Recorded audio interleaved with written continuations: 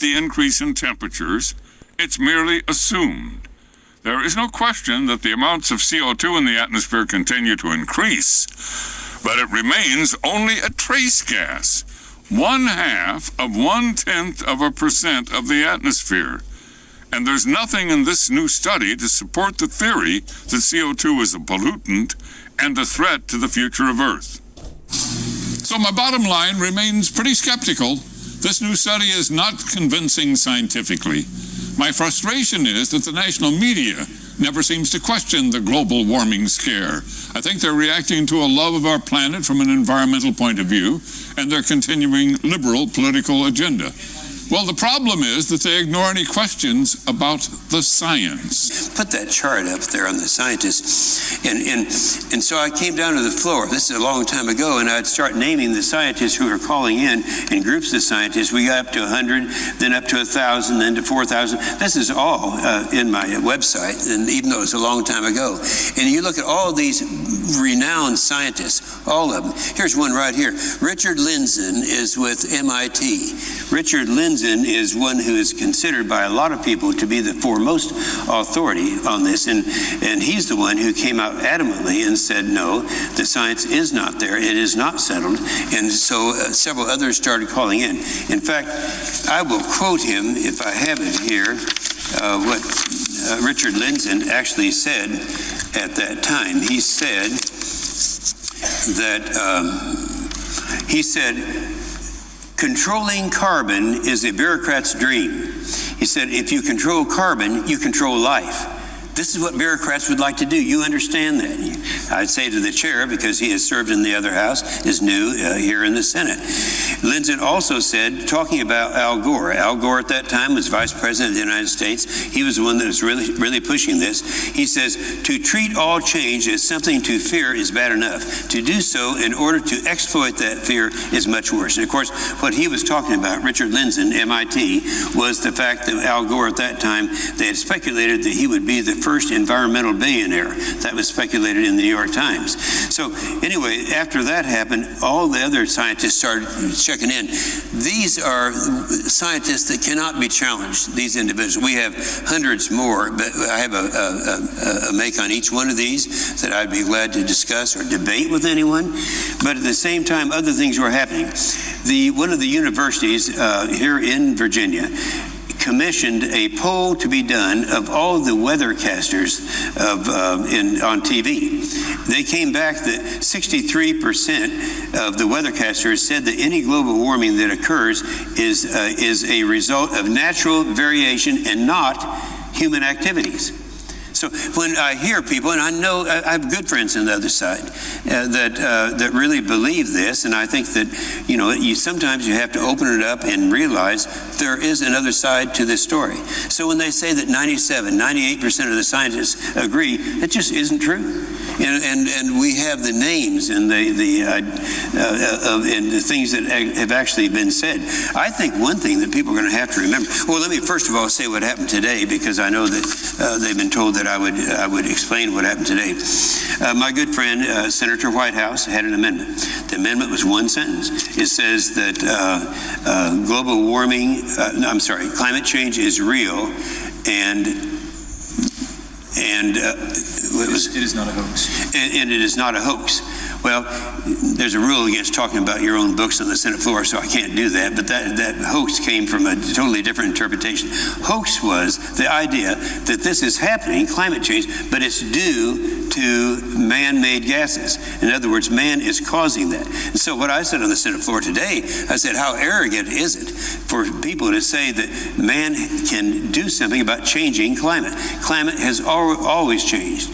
And I quoted this morning. I said it's changed. You go back and read look at the archaeological findings. They talk about climate from the beginning of time has changed and changed both ways. They talk about, and the scriptures talk about it. And so this is something that everyone has agreed, and no one would debate that it has always happened. The debate is whether man is causing that to happen. So here we have a chart that shows the, do you remember the hockey stick? The hockey stick was the concept that one of the guys that with the IPCC came out, and he said that it's like a hockey stick. We had this weather going like this for a long period of time, then all of a sudden it shot up and it resembled a hockey stick. But what they forgot was to put these two things in the hockey stick, but it's supposed to be level. One is the medieval warming period that was between about 1000 and 1500 AD. We're talking about recently. And then that went into the Little Ice Age. Well, those were kind of left off the chart. So we have looked back. Everything you look at talks about how many years in the past we have had this change that's taken place in climate.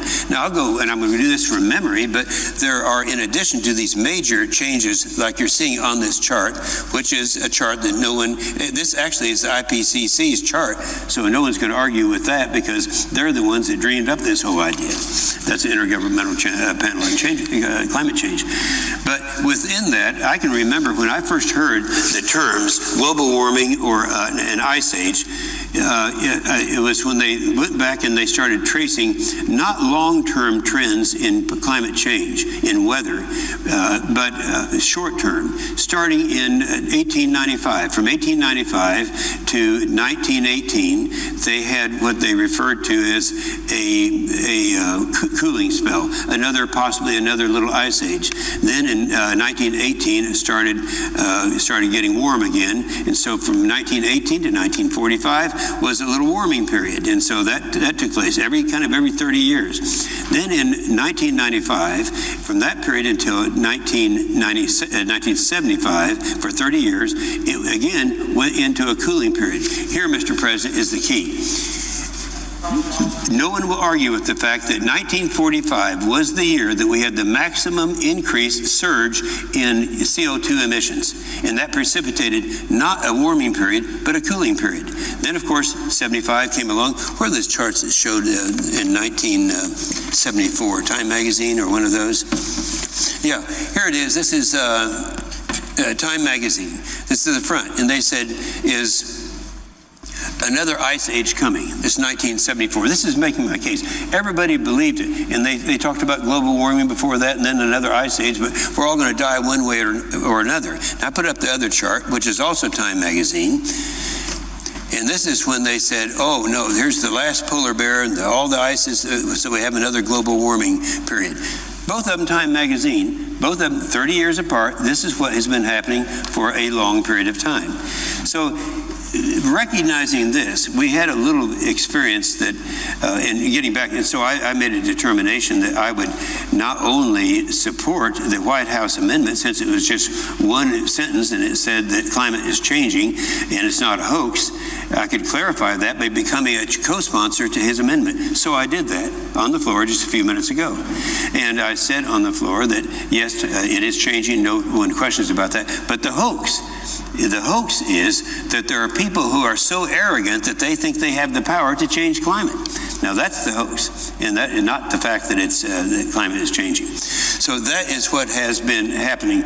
And when some of the scientists came out and they started changing back and forth, and all of a sudden people realized this whole thing was cooked up by the United Nations, IPCC was part of that group, then they found out that some of the scientists that were behind this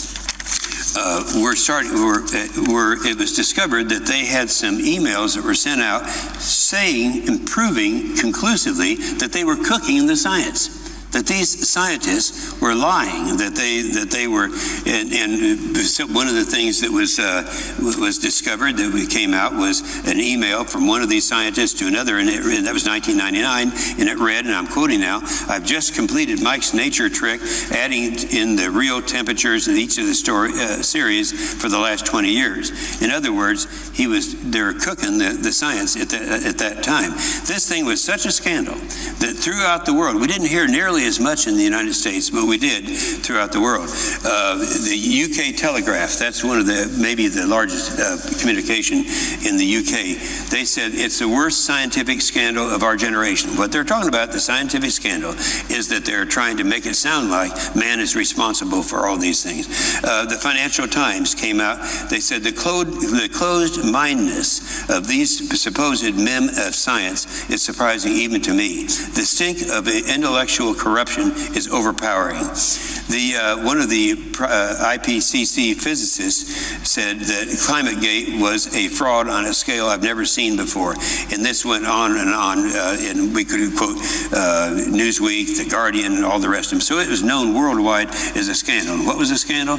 It was that they had a bunch of scientists that were saying we're going to have to pass something like cap and trade, and because man is causing the world to come to an end. So that was really what that was all about. Now we're going to have the debate, and we want to do that. I chair the committee called the Environment and Public Works Committee, and I chaired it 8 years ago. Then when the Democrats got control of the Senate, and now I'm back in that position. So we'll have a chance to have hearings, and Mr. President, we're going to have hearings with prominent scientists to come in and talk about this thing, because all they say now is, oh, the science is settled, the science is settled. The science is not settled. And that's the reason my good friend Senator Wyden, I know, is wanting to make some remarks, but that's the reason that I made that statement today. And I think that we will have that very healthy debate, but let's keep in mind what the President was suggesting last night. It would cost the American people $479 billion a year, and that would constitute the largest tax increase in the history of America. And that's one of his legacies that he's trying, during the last part of his presidency, that he announced last night that he's going to put as a top priority. So we'll be there to be the truth squad in that, and we'll make sure that my kids and grandkids, and I've got 20 of those, are not going to be encumbered with the largest tax increase in the world, particularly when their own director said, if you pass it, it will not reduce CO2 emissions. And with that, I yield the floor.